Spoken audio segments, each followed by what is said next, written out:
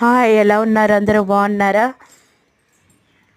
మేమైతే Thursday tour నుంచి వచ్చేసాం ఇంటికి. చూడండి బట్టలు చూడండి ఎలా ఉన్నాయో. ఎక్కడ చూసిన సోఫాల బట్టలు, తీగ పైన బట్టలు, వాషింగ్ మిషన్లో బట్టలు. నాకైతే కోల్ చేసి దగ్గు అయితే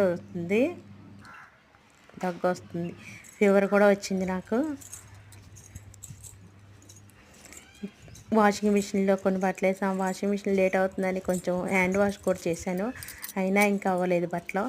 చూడండి, ఎవరైనా వెళ్తే బయటికి టూర్కి ఈ నెలలో వెళ్ళకుండా మే నెలలో చల్లబడ్డాక జూన్లో అలా వెళ్ళండి.